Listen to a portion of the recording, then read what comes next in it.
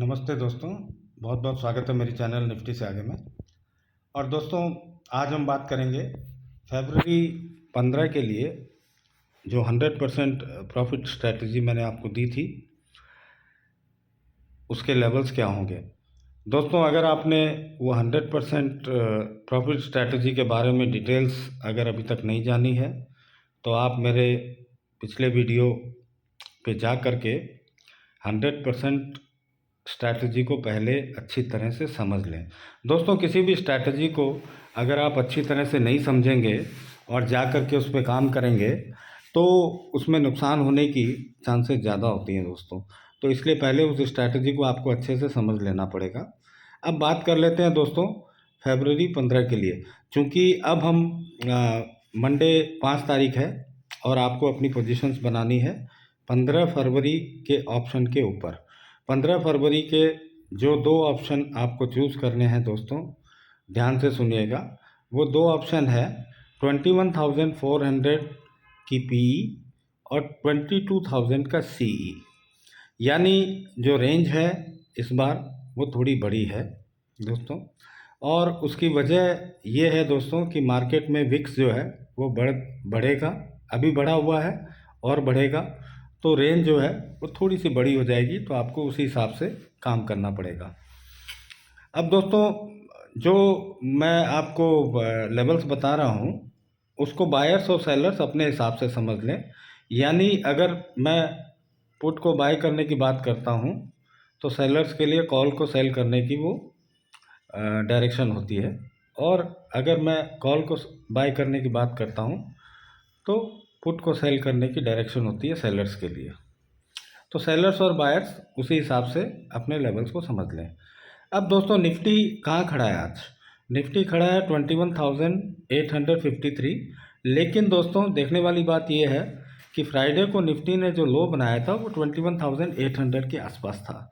और दोस्तों, जिस तरह की गिरावट फ्राइडे को ऊपर के लेवल से देखने को मिली, प्राइस का रिजेक्शन हुआ, लेकिन रिजेक्शन भी मामूली नहीं हुआ।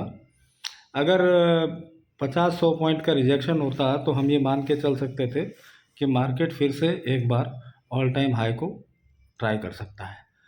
लेकिन दोस्तों, जिस तरह का प्राइस एक्शन हुआ और जिस तरह की पोजीशंस बड़े प्लेयर की ऑलरेडी थी, मैंने आपको बताया ही था। और मेरे फरवरी 5 की जो प्रिडिक्शन है उसका वीडियो भी मैंने लोड किया है परसों, तो उसको भी अगर आप देखेंगे, मंडे के लिए जो प्रिडिक्शन है उसमें भी मैंने कहा कि जो कमज़ोरी फ्राइडे को कंटिन्यू होनी थी वो नहीं हुई। उस दिन हमने शुरू में एक तेज़ी बनाई, लेकिन अल्टीमेटली हम उसी पॉइंट पर आकर के वापस पहुंच गए। तो हो सकता है कमज़ोरी कंटिन्यू मंडे को हो जाए। तो दोस्तों, अब देखने की बात यह है कि 21,790 के लेवल के नीचे मार्केट अगर सस्टेन करने लगता है तो आपको पहले 21,400 की पुट को बाय करना है और उस मोमेंटम को प्ले करना है। कितनी देर? जब तक मार्केट 21,510 के आसपास ना आ जाए। उसके लिए दोस्तों एक और क्रिटिकल लेवल है, वो है 21,674, जिसको कि मार्केट को ब्रेक करना पड़ेगा। यानी दो लेवल्स हैं, 21,790 और 21,674। ये दो लेवल ब्रेक करने पे निफ्टी जो है 21,510 के आसपास भी जा सकता है, और वहाँ पे सस्टेन करता है, सपोर्ट लेता है या नहीं, वो देखने वाली बात होगी। लेकिन दोस्तों, जो पुट बायर्स हैं उनको एक्टिव हो जाना है 21,790 के नीचे। अगर 15 मिनट की कैंडल बने तो दोस्तों आप तेज़ी से अपनी पुट की पोजीशन को पहले बनाइए, और पुट में आपको 30-40 पॉइंट अगर गेन मोमेंटम के साथ आ जाए तो आप कॉल की पोजीशन बना लेंगे 22,000 के लिए। ठीक है दोस्तों, 22,000 आपको कम प्रीमियम में तब मिलेगी कॉल, और पुट का प्रीमियम में आप ऑलरेडी कुछ पॉइंट कमा चुके होंगे। तो इस तरह से दोस्तों आपको अपनी पोजीशन को बनाना है। और मार्केट जो है नीचे के सपोर्ट्स, लास्ट सपोर्ट जो है मार्केट की वो 21,200 के आसपास है दोस्तों। तो इस दौरान मार्केट किसी भी लेवल से रिवर्स कर सकता है तो जहाँ से मार्केट का रिवर्सल आपको दिखाई दे, यानी रिवर्सल दोस्तों देखने की तरीका कैसा होता है कि मान लो 510 का लेवल पे मार्केट जाके सपोर्ट ले रहा है, तो उसको वापस से 570 को क्रॉस करना पड़ेगा।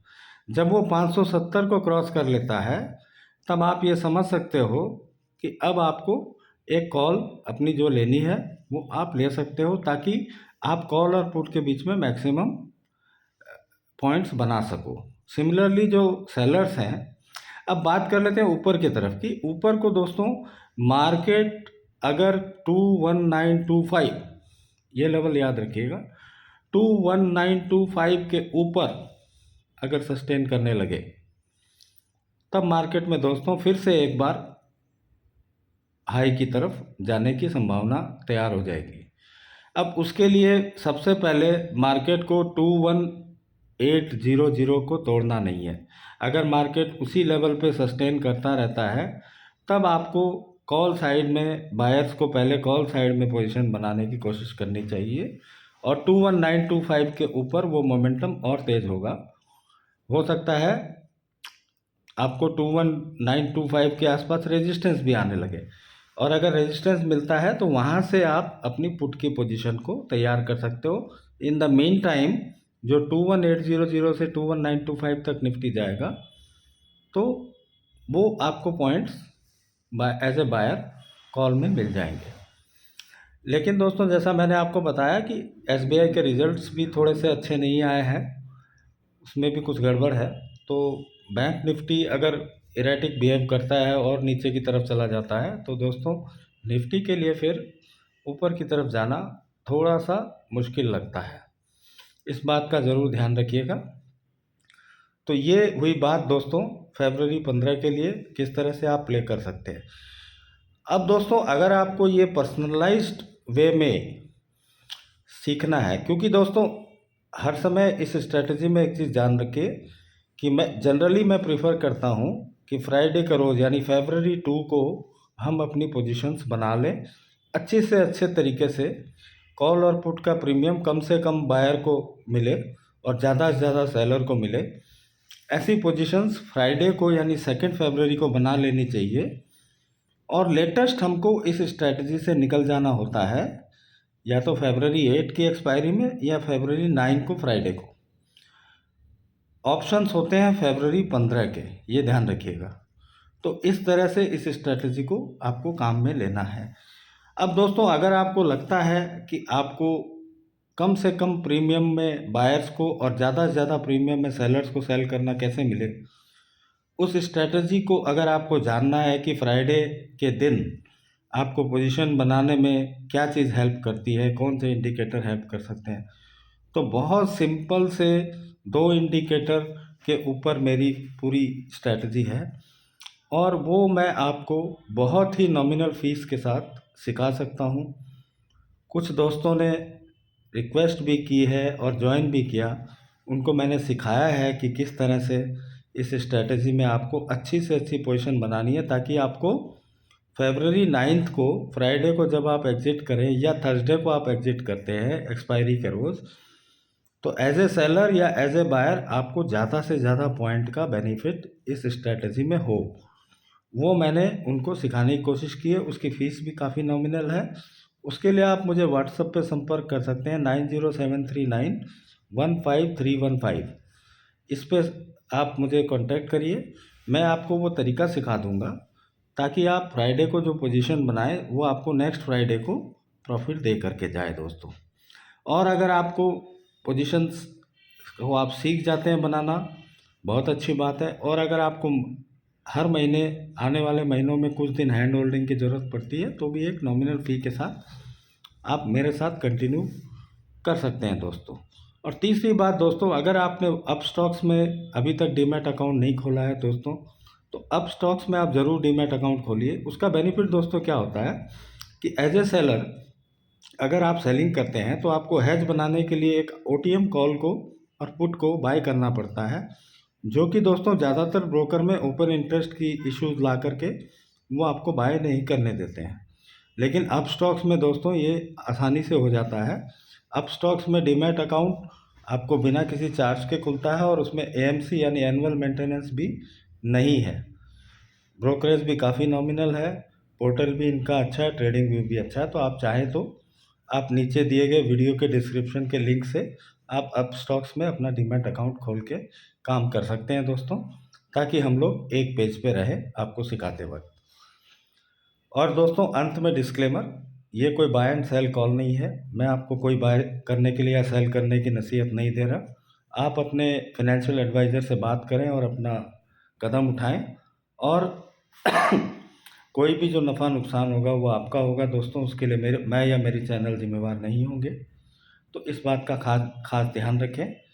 आशा करता हूँ दोस्तों आपका आने वाला सप्ताह शुभ हो।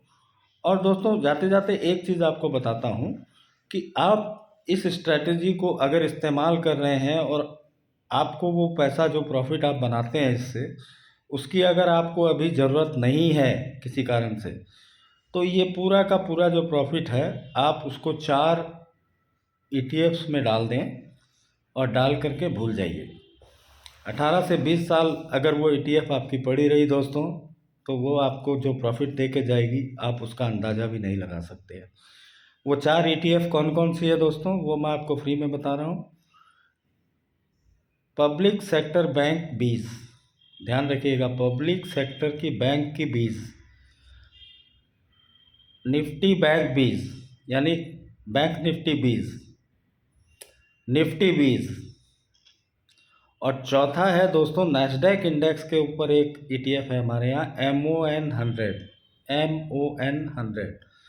ये 4 ETF में आप हर एक डिप पर उस पैसे को जो आपने प्रॉफिट किया है उसको आप लगाते चलिए, उसको ट्रेडिंग मत करिए, उसको पड़ा रहने दीजिए। दोस्तों अगर आपकी उम्र कम है, 40 के नीचे है, तो दोस्तों आपका वो रिटायरमेंट फंड बन के तैयार हो जाएगा 2050 के आसपास। 2050 भी नहीं, मैं थोड़ा ज़्यादा भूल गया, 2040 से 45 के बीच में आपका वो रिटायरमेंट फंड खड़ा हो जाएगा। इतना आपको उस चीज़ में प्रॉफिट मिल सकता है दोस्तों। तो आशा करता हूँ दोस्तों वीडियो पसंद आया होगा। आपको अगर लगता है मैंने कुछ अच्छी बात बताई है आपको, तो आप अपने दोस्तों के साथ शेयर करें, वीडियो को लाइक करें, लाइक करने में कंजूसी ना करें। अगर अच्छा लगता है तो चैनल को सब्सक्राइब करें दोस्तों। और आशा करता हूँ आप स्वस्थ रहें, मस्त रहें और बाज़ार में प्रॉफिट कमाते रहें। धन्यवाद दोस्तों, शुभ रात्रि।